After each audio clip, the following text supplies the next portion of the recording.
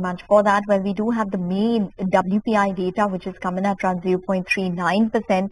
This is versus 0.8% on a month-on-month basis. There's a deflation which has taken place in fuel and power, as you can see, and there's been a reduction in terms of the inflation for the manufactured products at around 2.04%. Primary articles also in deflation by around 2% but and has increased as compared to the previous month. We do have Lata with us, and we have Aditi Nayar, Chief Economist at ICRA, joining in for a discussion on this. Lata, over to you.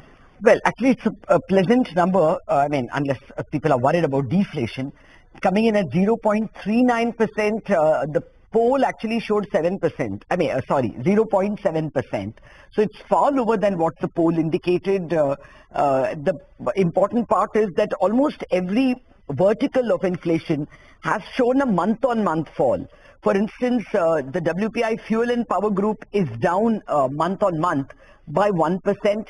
The primary articles index is down again 0.1%. Only the food index, actually, let me read, the all commodities index is also down 0.1% month-on-month. Now, May is not a month where things actually fall. Food prices rise. But because, I mean, the winter crops always see vegetable prices lower. But at this point in time, the May WPI food index is up by only 0.1%. That's like much lower than the historical average that you get. And as you can see, onion inflation at minus 14.4 is flashing, and month on month again up by about 0.2. Remember, this is wholesale. So those of you who are saying that's not what I get at the mandi level, please remember we are talking about wholesale prices, you know, APMC prices, or even in iron and steel and others, the price at which the wholesale market purchases, and there things are clearly showing very, very low inflation. In fact, in basic metals and such things, the index is down 0.2%. So perhaps the global slowdown is catching, and we are seeing commodity prices respond to that as well in the month of May. Cereals inflation has definitely been a positive. That's at 2.56% YOY. The YOY rise was 3.85 even for April. So cereals clearly month on month is falling, and so did pulses. This is something we saw even in the CPI.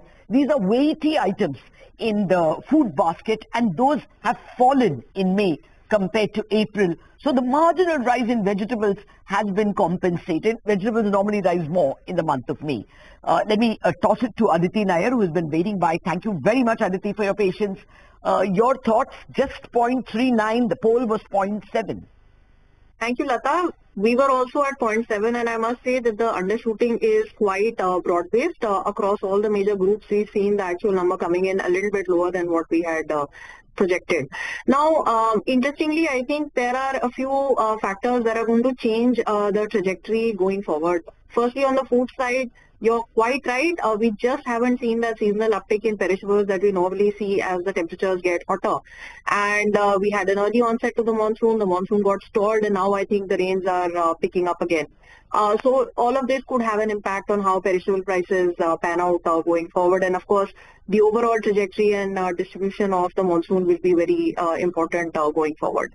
On the global side, however, things are quite different and more uncertain and perhaps less benign. We've got the rupee depreciating a little bit. We've got the sharp jump in crude oil prices. And I think this again is going to affect the non-food side of the WPI in the current month. While we do expect the WPI inflation to increase a little bit going ahead, but it's still going to remain really at very low levels for most of the year. Yeah, you know, the sharp question for the market will be twofold. First, no difference to the core, the terminal repo rate from the RBI. Will it, with the inflation coming, WPI inflation falling, will there be any small hopes that the governor doesn't stop at 5.5 but goes to 5.25? So Lata, that's anyways what I was expecting, 5.25. Let's see. I do think we'll have a pause in August given the very strong signal that was given through the way that the policy stance changed. There. Yeah, and the stance changed. So, and the fact that the CRR cut itself has also been upfronted. So we do think August is going to be a bit of a pause. After that, you know, whether we get that final rate cut in October or not will depend on so many different factors. So while we do expect the WPI to remain pretty tame, the fact is that crude oil prices have gone up pretty sharply, and that will start seeping through into a lot of other prices as well. How much of an impact it has on the CPI inflation? Because crude doesn't enter the CPI. It's the and the RSPs don't change very fast for petrol and diesel either. So the impact of this on the CPI will tend to be a lot more limited. We're working with a 3.5% average CPI forecast for this year, which is lower than the MPC's 3.7%, which is why we still think that October could be live. One final quick question. If the WPI is going to be so limp at 0.39, and look at the average, it has been 0.85 before that. I think practically from March, we have seen very, very minimal numbers in the WPI. Okay, 0.85 was April. May 0.39. This will mean the nominal GDP will be very low, and our tax buoyancy depends on the nominal GDP. So are we going to fall short on tax collections? As it is, there is a big tax giveaway of 1 trillion rupees. So Lata, lots of moving parts to this as well. Definitely nominal GDP growth is unlikely to be materially higher than 9% this year. That's the number that we've been working with. And if we look at the tax collections themselves, because of the large tax, foregone because of the income tax relief, we always had a little bit of a concern about whether the absolute number was going to be raised or not. But there is an underlying good news, which is that the actual nominal GDP base for last year is higher than what had been put into the budget. And because of that, the fact that we're now projecting a lower nominal GDP growth for FY26 is actually getting nullified. Okay. So it's more a question of the headline tax numbers, whether they want to meet the target or not so much a GDP-based issue. Yeah, to be fair, the GST collections have been very good. We had even 1 month of 13%, which is of course May, that got reported in April. And even thereafter, we got 11%. So perhaps moving parts, as you see. Thank you very much, Aditi Nayar, for joining us with your thoughts. Well, this is not a policy driving inflation number because CPI is the one that the RBI is mandated to look at. Nevertheless, the fact that this is so limp, at 0.39 indicates that the core inflation pressures are going to be very muted. Core inflation was 4.2 in the last number, but that was more because the base was 3.1 year ago.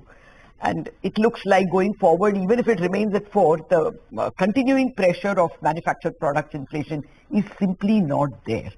So long as we get a good monsoon, we are home and dry. So clearly the RBI is shifting its gear towards growth.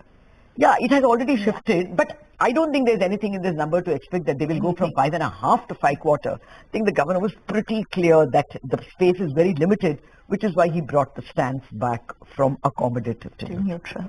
Okay, all right, Lata, thanks very much for that. So that's the May WPI data standing at around 0.39%, lower than what our poll had thrown up and lower than the 0.8% figure in the previous month. We'll take a short break. We'll get you more on the markets and stocks once we're back. Stay tuned.